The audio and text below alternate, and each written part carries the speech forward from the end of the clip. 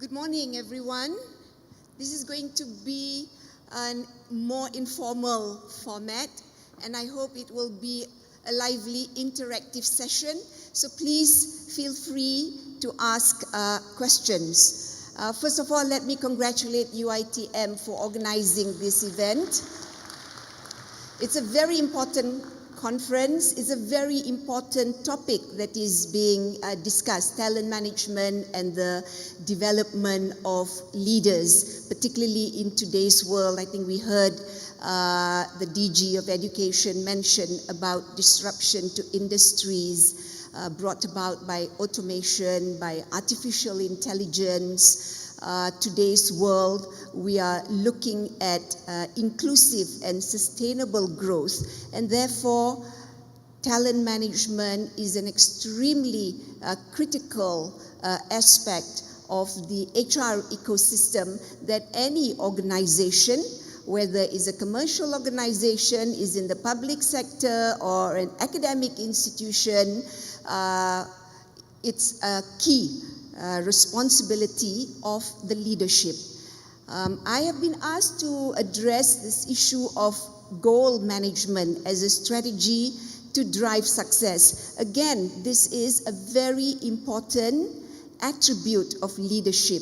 Leaders must set goals for the organization. Leaders have got to inspire, motivate their organization to deliver on these goals. It is not an easy job, but it is something that needs to be done. Leaders have got to set the vision, and they have then to mobilize, align, engage the whole organization to deliver on the goals and to ensure that the vision is achieved.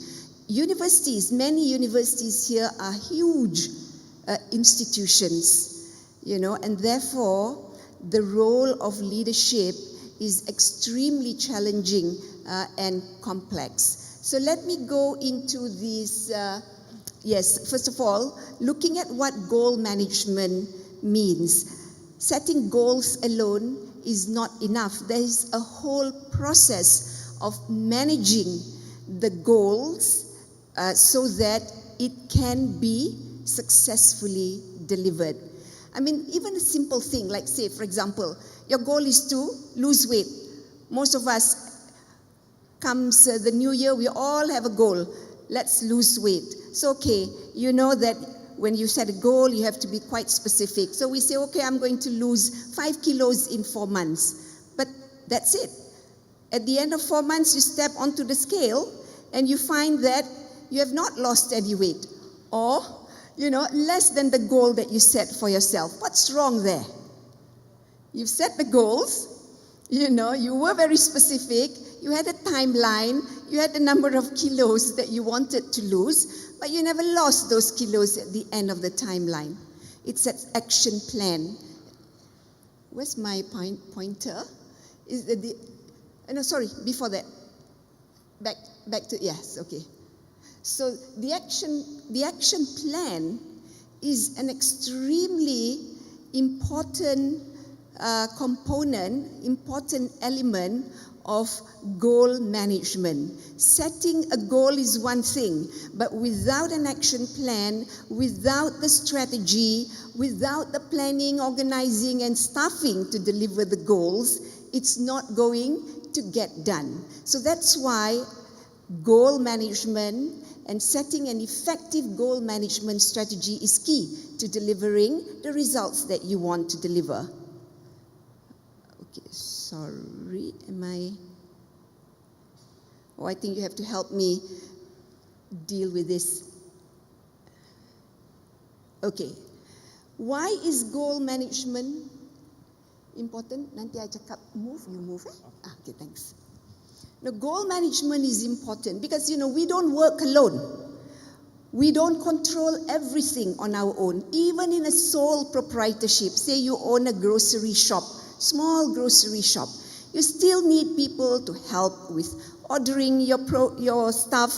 You need people to man the cash machine. You need people to serve customers. And they all need to know what they have to do to help you achieve your goals, whether it's in terms of sales, it's in terms of marketing, it's in terms of profitability. So research has shown that there is a direct link between goal management and the ability of the organization to deliver exceptional results. Why? Because then your team will know and understand what is expected of them, firstly. Secondly, they can then focus on the right tasks to be delivered at the right time.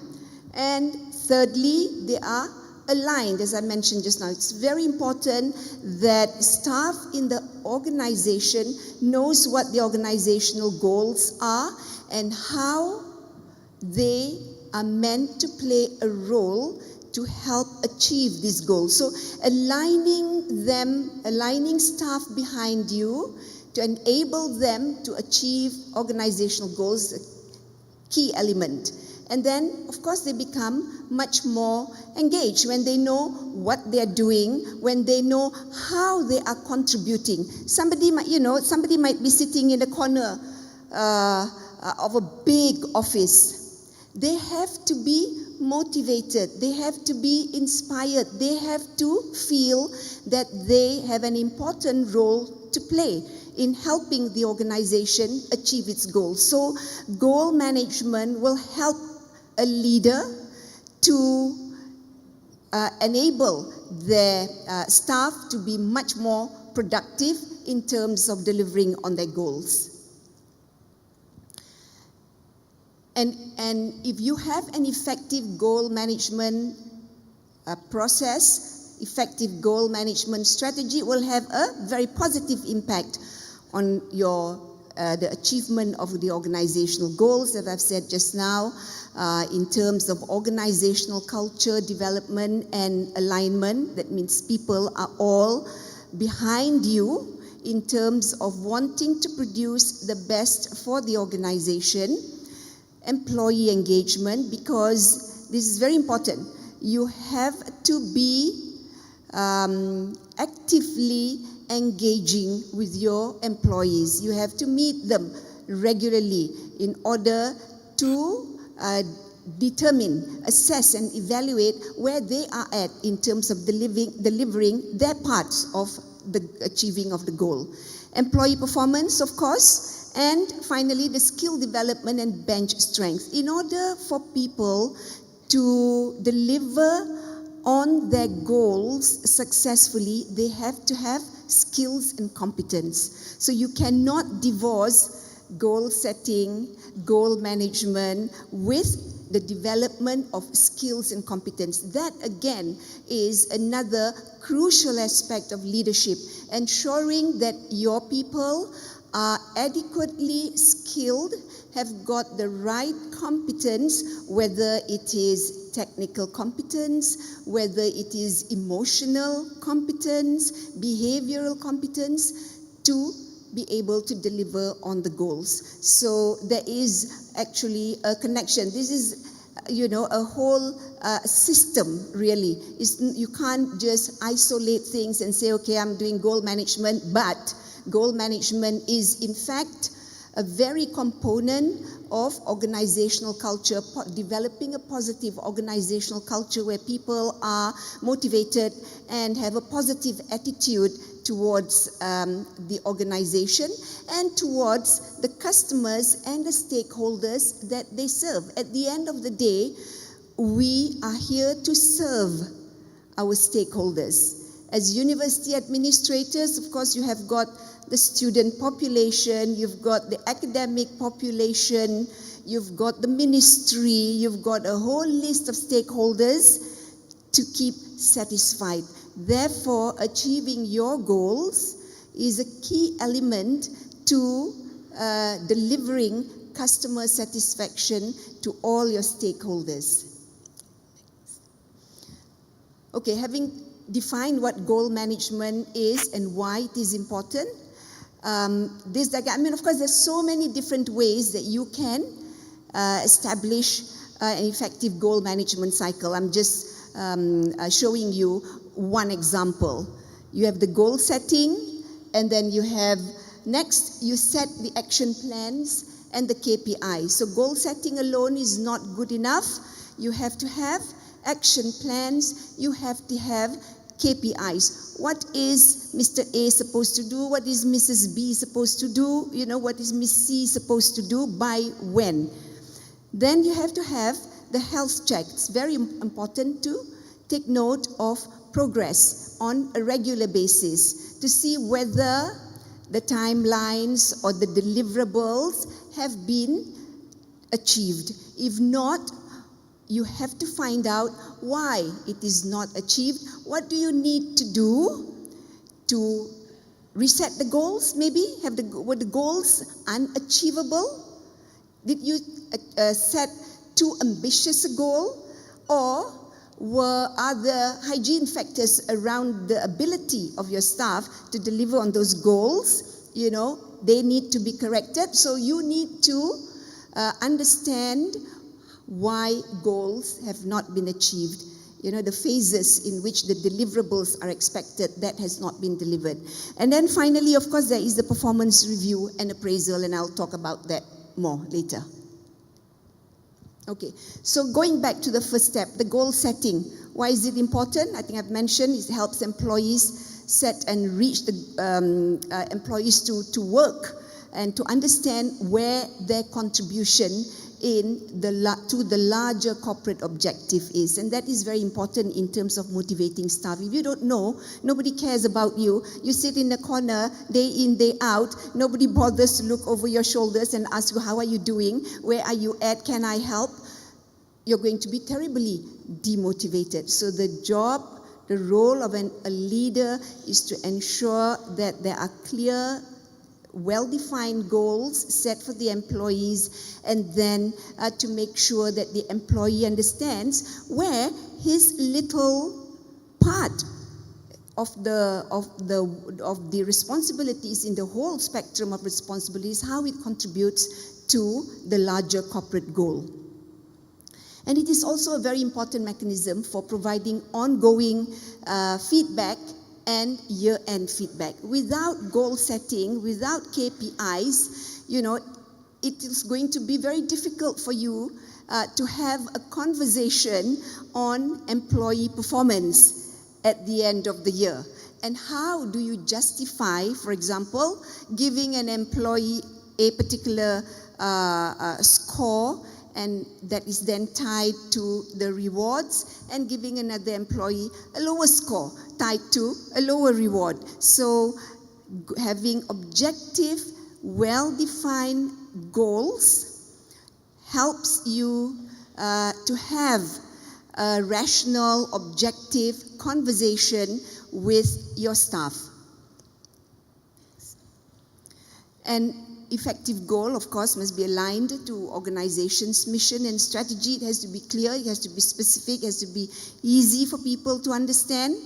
It should be challenging, but it should also be attainable, not some over-ambitious goals that will be impossible to deliver. That's a sure way to demotivate staff. So goals have to be challenging, but it has also to be realistic.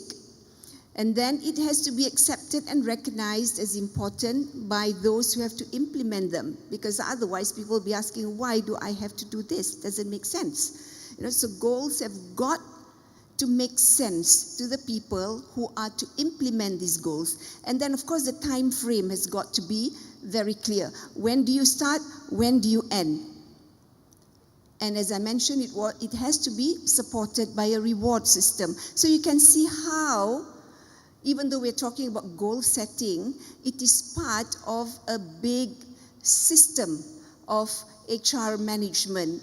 It has connection with developing a positive organizational culture. It has connection with the development of skills and competencies of your people. It has connection to your remuneration system, your reward system. So goal setting has got to be looked at in the wider context of HR management.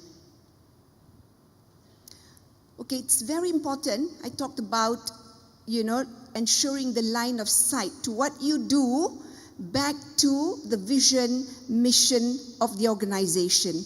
In setting goals, it's always very, very helpful to have this line of sight. Again, this is just an example. You have to do this for yourself depending on what the goals of your organization is. I just took the mission of UITM in this case.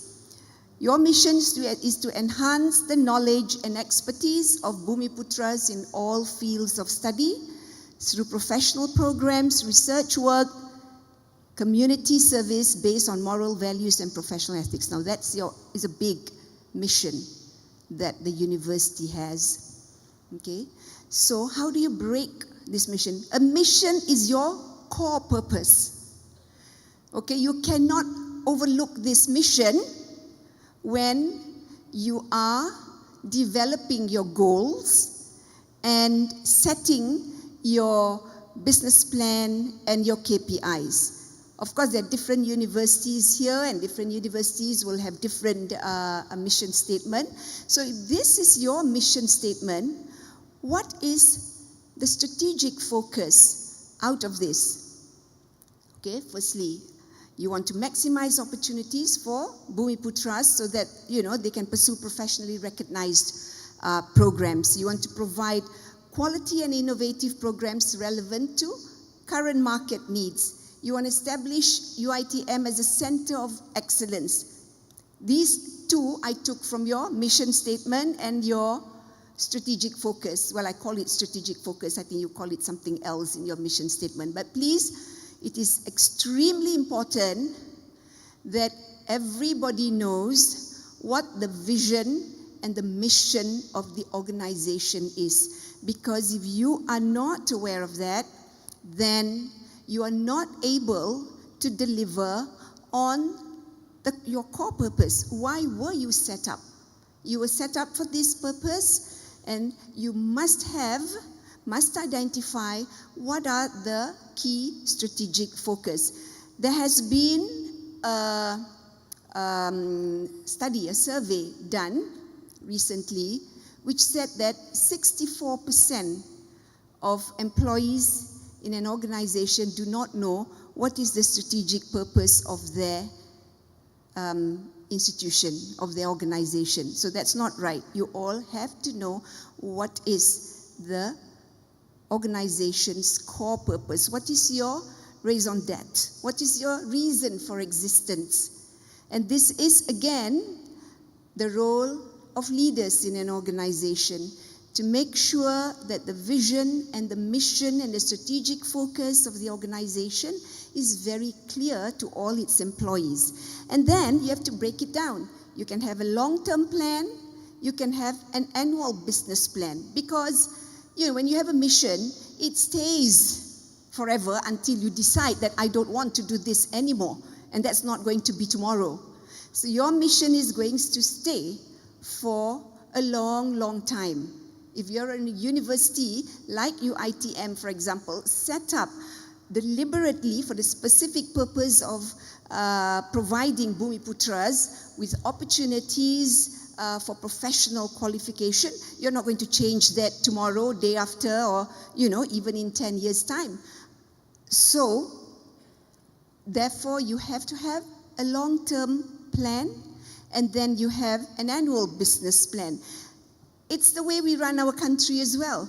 We have all the 5-year Malaysia plans, and then every year you have an annual budget where you break down all the deliverables under your 5-year long-term plan into deliverable annual business plan. For the country, of course, we have the annual budget. In an organization, we can have an annual business plan. So this annual business plan and planning process is not just something that is applicable to corporate profit-making organizations. It applies to every organization. We are a business. Our business, of course, is not to make money, not to make profits, but to enhance the knowledge of and expertise of Bumiputras. That's the case of UITM. Now, of course, as I said, other universities have got other core purpose, and therefore, identify what that business is. So business doesn't only mean money-making, profit-making, corporate organizations. We all run a business. When I was in the Securities Commission, for example, yes, I was in the business of regulating. It's very difficult for people to, grasp the concept of business plan, with a non-profit making entity, non-profit making undertaking. But I think it's easy to understand that the process, at the end of the day, is a process to deliver the goals, remember. It could be money-making, it could be non-money-making. And therefore, if you think about it in those terms, then it's easier to understand why, even in a non-profit making organization, we have business plans, or we must have business plans. So I don't know. These are things that came off the top of my head. You will have to decide for yourselves what is your long-term plan to deliver on your mission. And then you have to break it down into annual business plans and the key performance indicators. It could be organizational KPIs, because you're divided into various departments. So what is the KPI of each department, and within that department, with so many people in the department, how do you break it down into individual KPIs? So this is just a chart that is to illustrate the importance of ensuring the line of sight, so that somebody, as I said, even a junior person, can look at what he or she is doing and relate it back to the achievement of the larger organizational goals. And that is extremely important if you want to keep everybody in the organization motivated and fully employed. Okay, so step one was goal setting. It has to be clear, it has to be well defined, it has to be capable of being delivered, so realistic and achievable, and you have to ensure line of sight. Step two is to set your action plans and your KPIs. So, as I mentioned just now, you have the strategic goals and the long-term action plan, and then you have your annual business plan. So if you look at your, how do you set your long-term action plan? This is very important. You cannot do it in isolation. The leader cannot sit in his or her office and say, these are the long-term plans, here you are, go and deliver them. There has to be proper discussion, proper engagement to ensure that the plans there will be buy-in to the plans by the whole organization. So as an example, in the SC, for example, we have a 10-year capital market master plan that is a plan to develop and regulate the capital market in Malaysia. So it's a 10-year plan which was established as a result of a lot of consultations with all stakeholders. So when you set a long-term plan, it is very important to have consultations with people who are going to be affected by the outcome of your plans. Just like, when the government sets its 5-year Malaysia plan, it's done with a whole lot of consultation with all groups that have got an interest in the plan. Stakeholders, those who can contribute, the experts who have got a lot of experience and technical expertise to help provide the input and insights and perspectives. You've got to look at what the world is doing. Because today we don't operate in isolation, we don't operate within the country, we might be here physically, but what affects us is not just what happens in this country. What affects us even more is what happens in the world at large. Look at what's happening today. all these tariffs that's being imposed, the trade war between, the US, China, and now Turkey, they all have got an impact on us and on all other trading nations of the world. So, when we are setting our long-term plans, it's very important to look at what is happening in the world outside. What is the world doing? What is the trends that we can discern? So it is very important to look for what is happening, in the academic world in terms of setting your own plans. And then, of course, you have to conduct your analysis, and you have to provide your departments with their targets and, and the time frame. And then, as I mentioned just now, from the big business plan, a long-term plan, you will develop your annual business plan, because if it's a 5-year plan or a 10-year plan, it cannot be delivered in 1 year. You will have timelines in the long-term plan to say when are you going to deliver what. So your annual business plan is when you break them down so that you can say, okay, what am I going to deliver this year? And KPIs is important so that you can emphasize as leaders the achievement of your numbers and your milestone targets. And it could be effectiveness KPIs, it could be efficiency KPIs.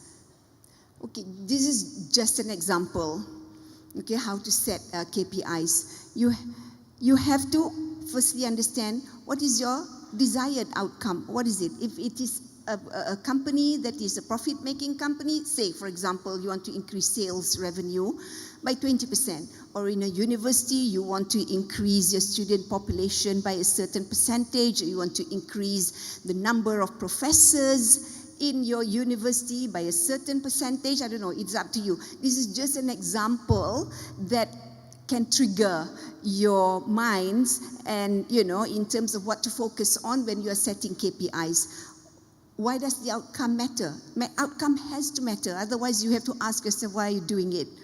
Okay, and how are you going to measure progress? That's very important. How can you influence the outcome? Who is responsible for the outcome? When business, again, as I mentioned just now, it could be money, it could be non-monetary items. How will you know that you have achieved your outcome? And how often will you review progress?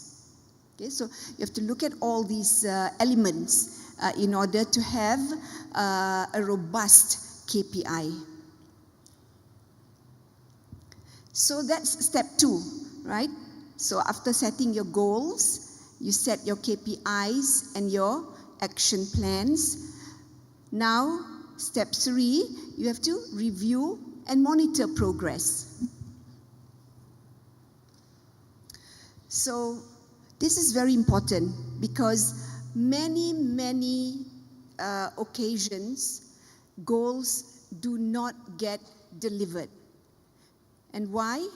Because there was no specific process for monitoring the deliverability of these goals. If it is a long-term plan, it is very important to set up a dedicated team to oversee, review, and monitor the action plans and KPIs and their achievement. They have to evaluate why certain targets have not been achieved. There has to be periodic review sessions involving the stakeholders, and then you have to take note what corrective action is needed or what improvements are needed. You might not have enough staff, or, something has happened in the meantime that makes the goal, undeliverable. So whatever it is very important to have a specific process for monitoring, reviewing, and evaluating. So again, back to my example, when I was in the Securities Commission, our Capital Market Master Plan, which is a 10-year plan I mentioned, we have a specific team that is responsible for monitoring progress and ensuring that all the phases of deliverabilities are met. So I'm very pleased to say that at the end of 10 years, it's a 10-year plan, at the end of 10 years, out of 153 recommendations, and they are very major recommendations, like developing an Islamic capital market, like developing greater number of capital market products and services to grow, to propel the growth of the capital market, like consolidating your stockbroking industry so that they become bigger and stronger and more resilient. So, major things like this. We had 153 recommendations to be implemented over a period of 10 years, and we implemented 151. So there were only 2 that were not implemented, and that too, it was because the market was not ready. Our stakeholders say, we don't want it yet, but it is picked up in the second capital market master plan. So if you want to succeed in delivering your goals, it is very important to set up dedicated, focused team to evaluate, monitor, and take corrective action when it's necessary. Same thing with the annual business plan. You might not need a team set up to review the achievement of the annual business plan, but you as leaders, it's very important to have this regular assessment with your people to ensure that the plans are being achieved for that year. So, and finally, step 4 is the performance management. Effective performance management enables managers to evaluate and measure the individual performance. So, proper performance management ensures goals and objectives are met efficiently and effectively. It is also an avenue, which I've said earlier, to discuss goals, results, capabilities, and future career opportunities. Okay. So when you talk about, I mentioned just now about competencies and goal setting. So when you talk about the ability to deliver the goals, competencies of staff is very important. You cannot overlook that, because if you don't have competent staff, no matter how clear your goals are, how achievable they might be, and how realistic they are, your staff will not be able to deliver on these goals because they don't have the skills to do that. So the competency is a means to achieve the ends, which is the goal. And that is something that leaders must focus on an ongoing basis. So examples of competencies required to successfully achieve your goals, it could be cognitive competencies, it could be administrative competencies, time management, priority setting, and all that. It could be communication, it could be supervisory and team building. I mean, for each of your individual universities, each individual business, depending on what their core purpose is, they will require different types of competencies, particularly the technical competencies. And very important to measure competency gaps, okay? Because if you don't measure, you will not know what is missing. And therefore, again, one of the key roles, key responsibilities of leadership is to ensure that you measure the competency that is available and where competency that is required to deliver on your organizational goals and where the gaps are. So the deficit is called the competency gap, and you need to take measures to close this gap. Okay, that is another session about closing the competency gap. But all I'm pointing out is the fact that it is extremely important to understand whether your organization have the competencies and the skills to deliver on your core purpose. Finally, a word on leaders. What leaders at all levels have got to do. Okay, the leader is not just the VC. The leader is not just the registrar. There are leaders at all levels of the organization. As a supervisor, you are a leader. As a union leader, you are a leader. So leaders exist in all at all levels of the organization. So we cannot just say, oh, but the VC didn't tell me, or the registrar didn't tell me. You as a team leader, a team manager or a team supervisor are a leader. And you have to assist, because there's no way that the VC can communicate with everyone in the university, particularly a university as big as UITM. There's no way the registrar on her own can reach out to everyone within this institution. So there has to be identification of leaders at various levels of the organization so that they can assist with the communication. So walking the talk, holding themselves and subordinates accountable for setting, measuring, and achieving the goals, that regular review, coaching. Coaching is another very important element of performance management. Coaching on the job is a key role of a leader, a supervisor, a team manager, so that you can help the employee or your subordinate to deliver enhanced performance. And then the regular checks and if there are barriers, to remove the barriers. So as a leader within the organization, irrespective of what level you may be at, these are some of the things that you need to do to ensure that your goals are delivered. Okay, so, when talking about goals and talking about success, people think from the outside, it looks quite simple, right? On the left-hand side is what people think it looks like, but when you are doing it yourself, you can see all the knots, all the loops and the complexities of what it really means to achieve success. And at the end of the day, to be successful, you cannot just let things happen. Okay? To be successful, you need to make things happen, and that is through your effective goal management process and strategy. Okay? Thank you very much for listening. Please, if you have questions, I'm happy to answer.